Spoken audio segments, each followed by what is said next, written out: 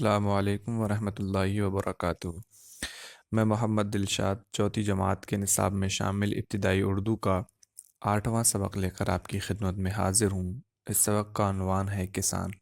आज के सबक में हम पढ़ेंगे कि हिंदुस्तान की सरजमीन पर यह हमारे मुल्क हिंदुस्तान में किसान का इस मुल्क की तरक्की में क्या दखल है, वो कितनी मेहनत करता है और उसे किस किस तरह की परेशानियों का सामना करना पड़ता है, उसे जो वो मेहनत करता है उसका क्या फल मिलता है। चलिए हम शुरू करते हैं। बिस्मिल्लाहिर्रहमानिर्रहीम। हिंदुस्तान की असल पहचान गांव है। यहाँ की 70% आबादी गांव देहात में रहती है। ज़्यादातर लोगों का पेशा खेती बाड़ी है। खेती बाड़ी करने वाले लोग किसान कहलाते हैं। किसान अपना खून पसीना एक करके हमारे लिए अनाज पैदा करता है। वो साल भर खेती के काम में लगा रहता है और तरह तरह की फसलें उगाता है, जैसे गेहूं, चावल, दालें, दलहन, गन्ना, कपास, सब्जियां और फल फूल वगैरह। ये फसलें अलग अलग मौसमों में उगाई जाती हैं। चिलचिलाती धूप हो या रिमझिम बरसात या फिर कड़ाके की सर्दी, वो हर मौसम में अपने खेतों में काम करता है।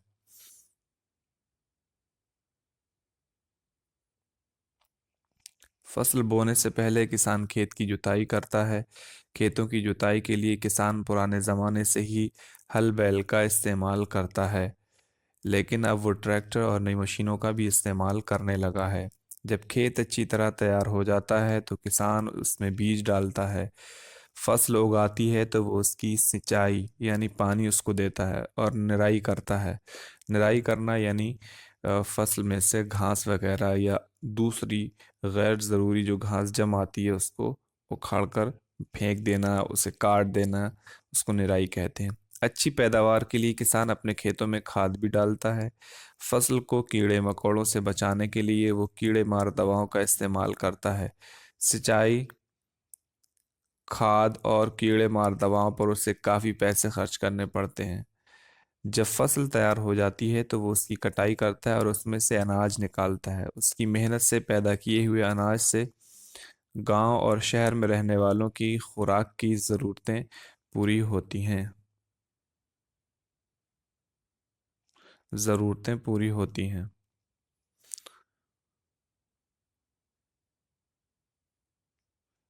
किसान मवेशी भी पालता है, जैसे गाय, बैल, भैंस, बकरी और भेड़ वगैरह। मवेशी कहते हैं जानवरों को जो घरों में पाले जाते हैं।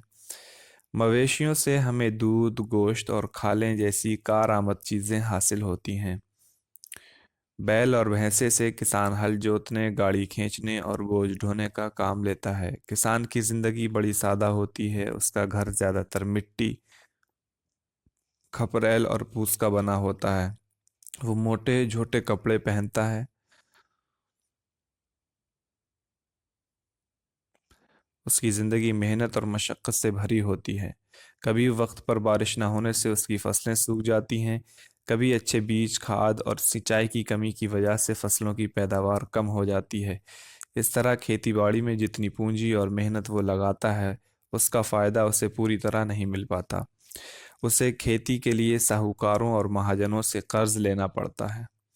लेकिन अच्छी पैदावार ना होने पर उसे कर्ज की अदायगी में दुश्वारी होती है और वो कर्ज के बोझ तले दबता चला जाता है। अगरचे सरकार की तरफ से किसानों को सहूलतें भी दी जाती हैं, जैसे कम कीमत पर बीज और खाद वगैरह की फराहमी। फराहमी का मतलब देना। सरकार सिंचाई के लिए नहरों के जरिए पानी और ट्यूबवेल चलाने के लिए बिजली भी मुहैया करती है। किसानों को बैंक से कम सूद पर कर्ज की सहूलत भी हासिल है।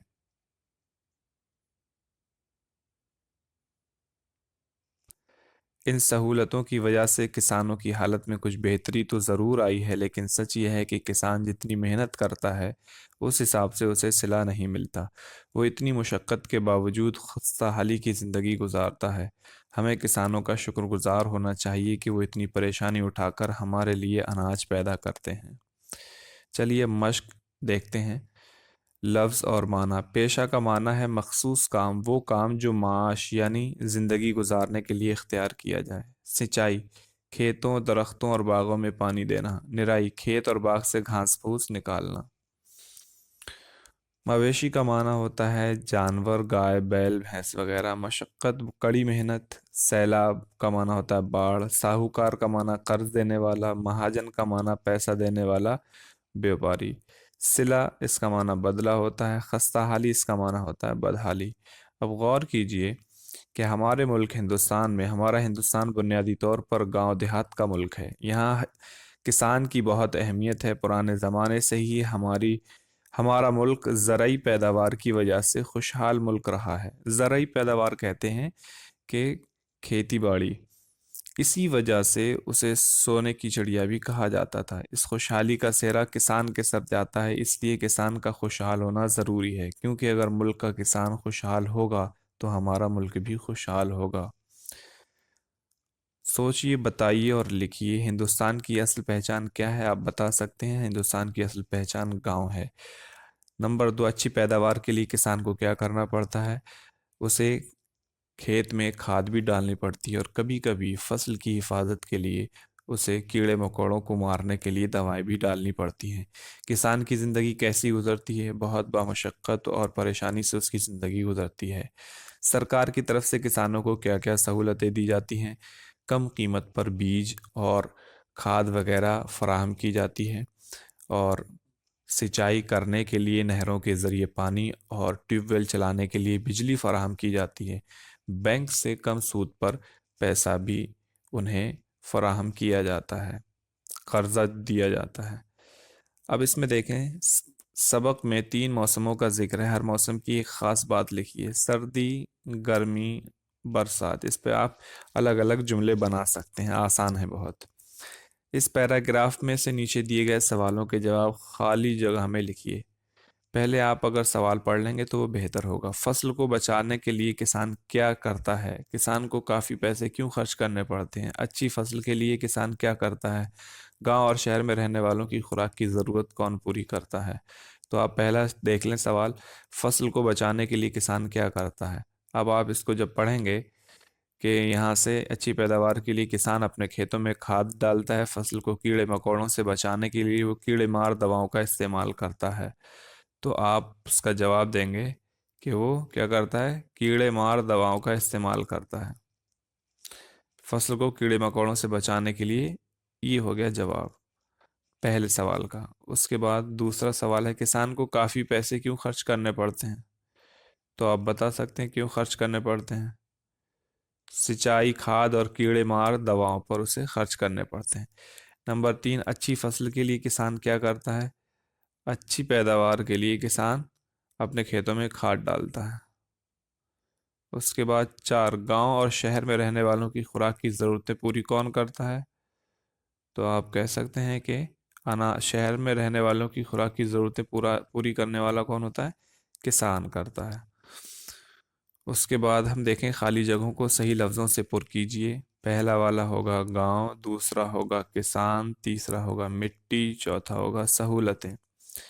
ان لفظوں سے جملے بنائیے. آپ جملے بنا سکتے ہیں جو لفظ دیے ہوئے ہیں. پڑھیے، سمجھیے اور لکھیے. نیچے لکھے ہوئے جملوں کو پڑھیے.